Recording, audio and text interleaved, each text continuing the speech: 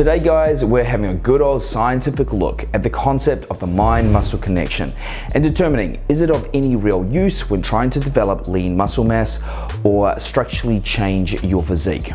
Now, if you've been around the gym for a while, I'm sure you've at least heard of the concept mind-muscle connection being discussed. For those of you who don't know what it is, or even to clear up exactly what it is for those who have only heard the bro science explanation, here we go. As you know, movement is controlled by the brain. The first step in muscular contraction is a signal sent from the brain to your muscles with the instructions for them to contract. The actual mind-muscle connection occurs at the neuromuscular junction. This is where the mind basically meets the body. The brain releases a chemical neurotransmitter to communicate with the muscles. When this is released at the neuromuscular junction, it crosses the synapses, the tiny space that separates the nerve from the muscle, where it binds to the receptors on the surface of the muscle fibers, and boom, we have ourselves muscular contraction.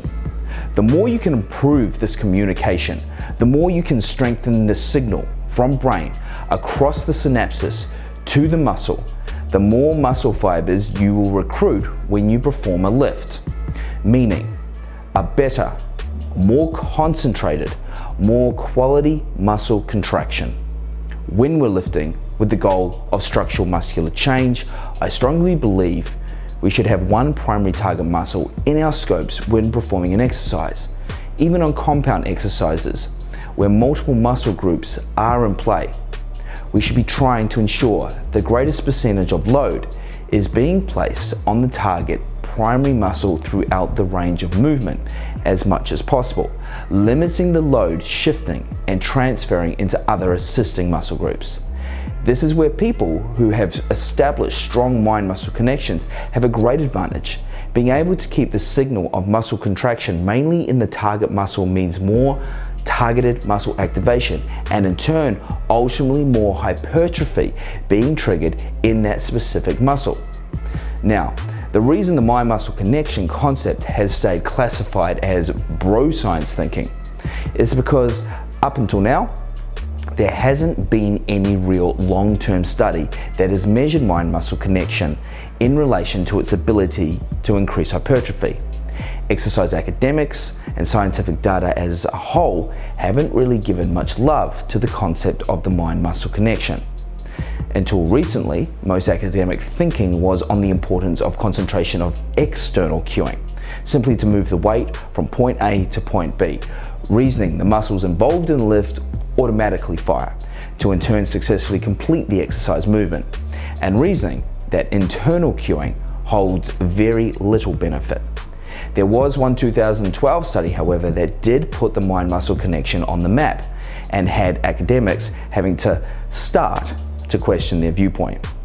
This study used EMG readings, measuring the pectoral activation during the bench press exercise.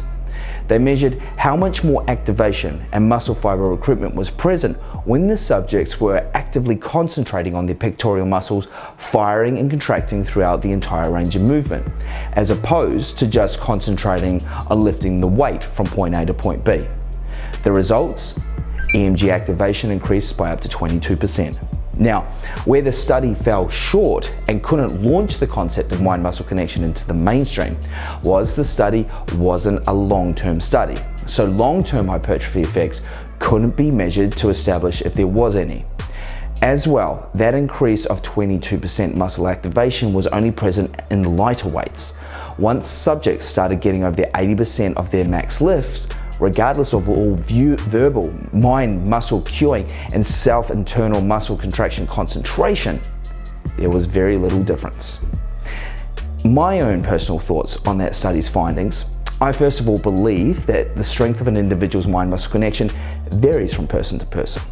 An experienced lifter with years under their belt of lifting, practicing and purposefully strengthening their mind-muscle connection over thousands and thousands of purposeful repetitions over consistent years is naturally going to have stronger and far more effective targeted muscle contractions over an average gym goer.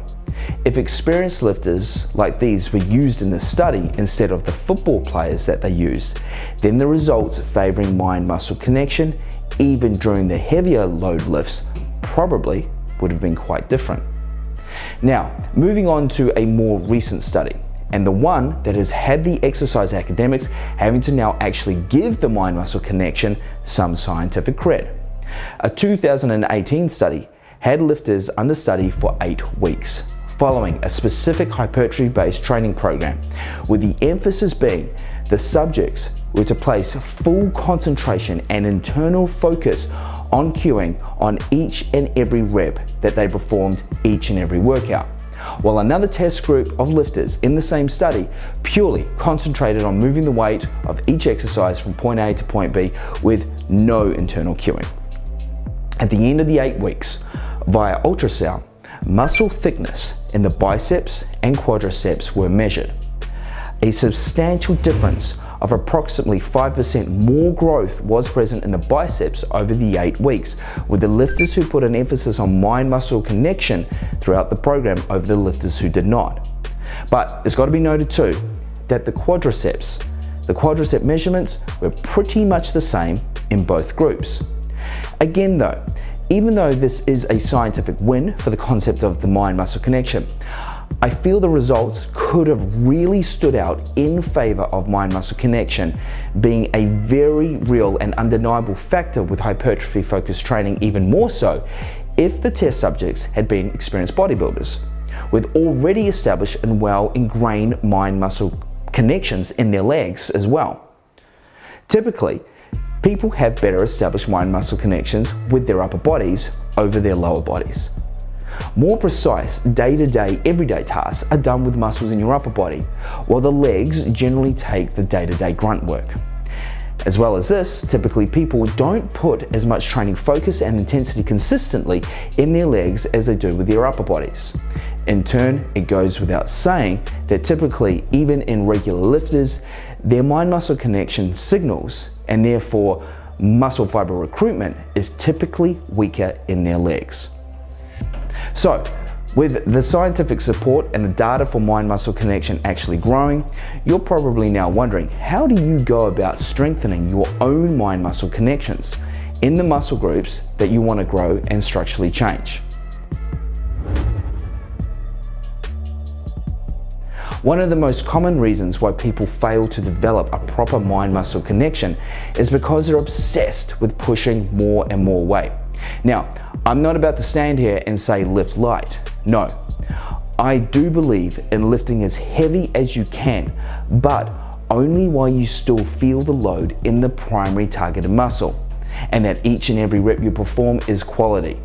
Once you lose that connection and start to lose the load from off your primary targeted muscle over into other muscle groups, it's done, over, rest, and either attempt again with less reps or pick a lighter weight.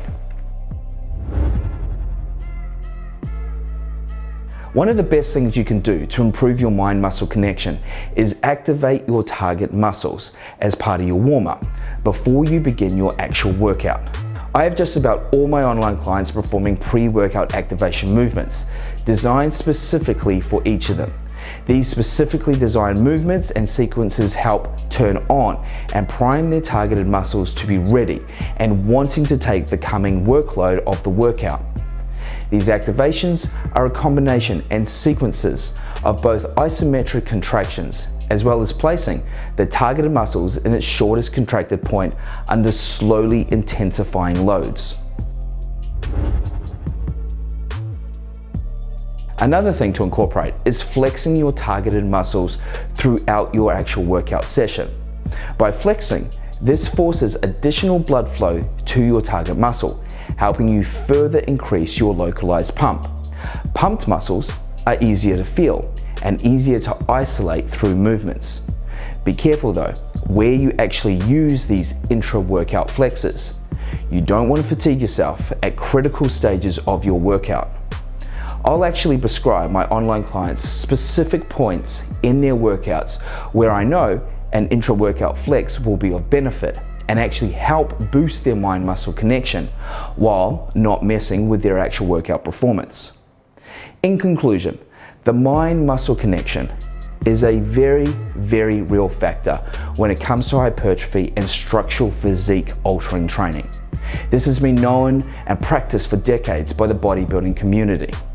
And now, scientific data, as well as exercise academics themselves, are recognizing its value in long-term hypertrophy response.